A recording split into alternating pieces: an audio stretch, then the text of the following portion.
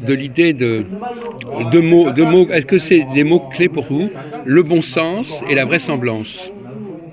Est-ce que ça vous permet de corriger certaines erreurs ou de vous protéger contre certains discours délirants Bah, le bon sens, le raisonnement de base que tout individu possède quand il s'en sert, quand il l'a.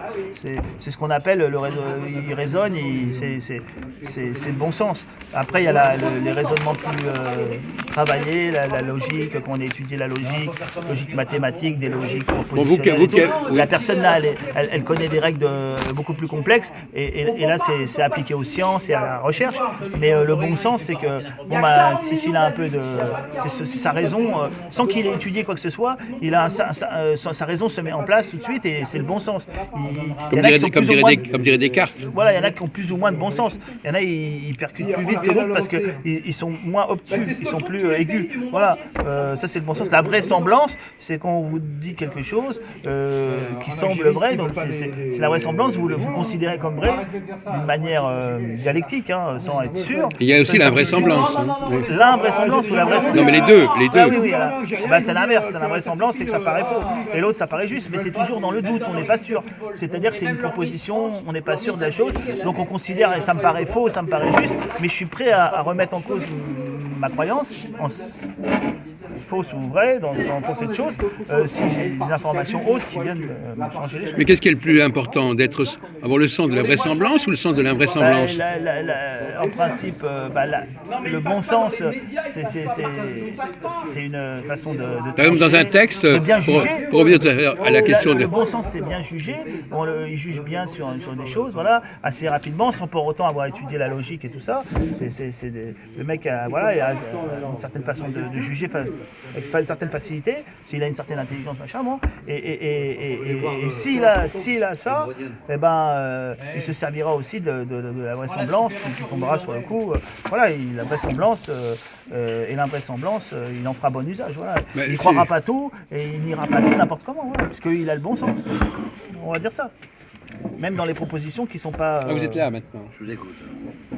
Oui, on peut faire participer sur ce sujet. Donc le bon sens implique le bon usage de la vraisemblance et de la vraisemblance. Tout à l'heure, on parlait de l'incirconcision. Alors, quelque chose qui est incirconcis, quelque chose qui n'a pas été dégrossi quelque part. C'est quelque chose qui n'a pas été. C'est quelqu'un qui devrait l'être parce qu'il tombe sous le coup de la circoncision, vu son origine raciale ou religieuse. Il est tel peuple africain qui se fait circoncire, ou il est juif, et machin. Il devrait tomber sous le coup de la circoncision parce qu'il appartient à ce peuple-là. Et puis pour une raison XY, parce qu'il était élevé par les Inuits ou par les Martiens, il ne s'est pas fait circoncire. En élevant le débat philosophiquement, c'est-à-dire que l'incirconcision, on enlève quelque chose qui ne doit pas rester. On doit c'est se débarrasser de quelque chose de négatif. Pour pouvoir produire on enlève quelque chose de matériel pour pouvoir produire un effet spirituel. Donc, par exemple, si un texte est... Par exemple, si on prend le cas de la Bible, est-ce que c'est logique d'enlever des choses qui sont invraisemblables, par exemple? Non, maman, on ne peut pas altérer et toucher les choses de la Bible. On ne peut pas rajouter et enlever... Mais Jean-Paul, est-ce que la circoncision a été faite dans un but par rapport à l'hygiène ou pas? Non, c'est pas. Non, ça c'est ce que disent les gens pour pouvoir lui donner un sens pratique. Non, mais là, on est en train d'élever le débat. L'hygiène, c'est vraiment pour. Ça, c'est le passe-partout. C'est un bout spirituel. Oui. Non, mais là, on est en train de réfléchir sur le concept même de circoncision. Mais après, ils ont pu analyser que le fait de ne pas avoir. Parce qu'il y en a qui ne savent pas bien le tour de la bite, là. C'est vrai que si tu es circoncis, tu ne vas pas accumuler autour de ton prépuce de la saleté. Parce que c'est vrai qu'il y en a qui ne décalotent pas, qui ne savent pas, c'est hallucinant. Ça, c'est le manque d'hygiène. Et c'est vrai que si tu es circoncis, ce problème, tu ne l'auras pas parce que dès que tu vas te laver, même si tu ne te laves pas souvent, ça va être tout propre. Mais c'est un truc qui n'a pas trop d'intérêt. C'est pas ça le fondement. Non, le fondement, c'est la circoncision. Le principe, c'est d'enlever des choses qui sont parce qu'il y en a trop. Mais parce c'est pas simplement le problème du sexe. C'est enlever. On enlève des choses qui tiennent pas debout, qui ne font pas sens. Si j'ai bien compris, vous voulez circoncire le christianisme pour faire à nouveau, c'est ça? Non, mais même dans tous les domaines. Dans tous les domaines, il faut enlever des choses. J'ai compris, oui. Bon, peut-être donc la circoncision, c'est Non, elle est à pas 87%. une notion spécifique, particulière à une situation particulière, c'est quelque chose de fondamental. C'est que je suis en train de dire. C'est un principe moral fondamental, la circoncision. C'est-à-dire qu'il faut... Oui, alors allez-y, essayez quelque chose. Bah, la circoncision, qu'est-ce qu'on peut en dire? On peut en dire que, bon, oui, c'est vrai que c'est sur un ordre religieux, déjà d'une, et puis voilà. Quoi. Donc c'est fait sur un ordre religieux. Puis et moi je disais, bon, tu n'es pas d'accord avec ça, mais je disais aussi que je crois que c'est aussi sur le plan de l'hygiène. Je pense aussi. Maintenant, on peut être d'accord ou pas, mais je Non, crois. c'est pas une question d'être d'accord, c'est une question de rester à un certain niveau. Ça, c'est des trucs basiques. On est en train d'essayer d'élever le débat. Donc, on est en train de réfléchir sur la notion de circoncision par-delà la question de est-ce que je suis circoncis ou pas circoncis. Oui. De donner une dimension, une noblesse au concept de circoncision, à savoir, c'est quand on enlève quelque chose d'indésirable. Dans tous les domaines. Hein.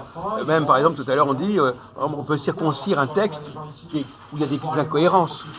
C'est une forme de circoncision. Et donc quelque chose qui est incirconcis, quelque chose qui n'a pas été élagué, qui n'a pas été corrigé, qui n'a pas été critiqué, qui n'a pas été amélioré, etc. Vous étendez le concept de circoncision à d'autres choses. Mais bien entendu, oui, c'est Oui. de ça dont il Oui, s'agit, mon cher. oui, il n'y a pas que le tissu du sexe. Oui. Dès le début, Il n'y a pas que le tissu du sexe, il a raison. mais ça je sais pas si c'est très légitime encore une fois. Mais si, parce que justement, autrement, on est trop bloqué. Oui. On dit circoncision du cœur, etc. Et donc finalement, oui, c'est chaque fois quelqu'un qui a incirconcis, quelque chose, on ne l'a pas délivré d'un truc. Ouais. Voilà, un truc qu'il avait, il croit des trucs inutiles. Le paradoxe, c'est que c'est... Délivrer de la croyance au Père Noël, c'est une certaine... Oui, pourquoi pas. On peut dire qu'il est incirconcis encore du Père Noël. Il faut qu'il soit... C'est aussi une forme de sevrage. Le sevrage, c'est de se débarrasser d'une habitude. Par exemple, l'enfant sevré, il apprend à ne plus téter. Ouais, c'est bien dit. Et d'ailleurs, c'est comme ça, c'est ce qui est arrivé à Ismaël et à Isaac. Ismaël a été rejeté par Abraham parce qu'il s'était moqué de son petit frère Isaac, qui a mal vécu, qui avait mal géré son sevrage. Donc le sevrage et la circoncision, C'est synonyme. ça revient à peu près au même. En fait. C'est la même chose. Quelqu'un qui a été... La circoncision, c'est un sevrage spirituel, on va dire. Non, mais c'est aussi un sevrage physique. Bien sûr. Oui, mais qui entraîne une conséquence spirituelle. Ah oui, mais alors justement... Parce que si avec le physique, ça n'aurait pas trop d'intérêt. Non, c'est pour ça que... Donc, si on veut y voir, quand on est un rationalisme et un anti-religieux, qu'on n'a pas la foi, qu'on n'a pas du tout de foi, là on y met l'hygiène. Voilà, Non, mais justement, non, moi je dis, la circoncision, on ne peut pas séparer la circoncision de la chair et la circoncision du cœur. Hein, c'est un seul et même concept. Hein. C'est-à-dire,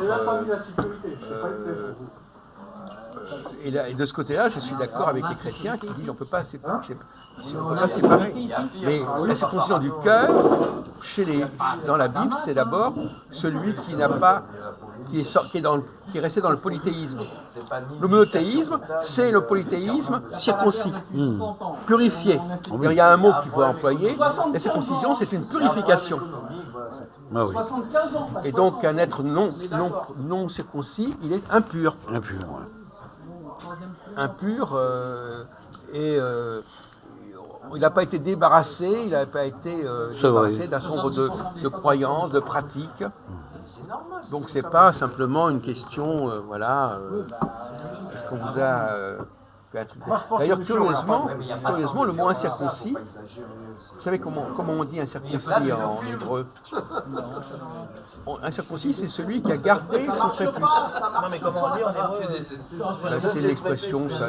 On rajoute un préfixe qui change le fait de ne pas être, c'est ça, non? Non. C'est la même racine? Non, c'est le contraire.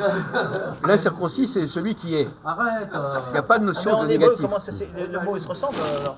Pourquoi? Je sais pas, je demande. Non, justement, c'est là qu'il y a une confusion. Il y a une confusion.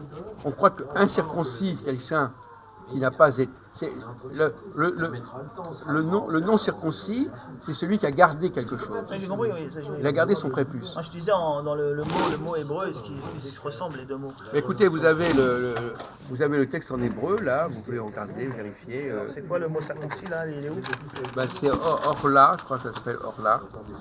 Ça c'est quoi? Là, c'est circoncis ou incirconcis? Non, c'est le prépuce. Non, justement. Ah, il y a... Non, Ah, d'accord. c'est la personne qui est incirconcis, il est prépuce. D'accord. C'est là, pas- le hors, là, en fait. c'est pas négatif. D'accord. Il a gardé son truc.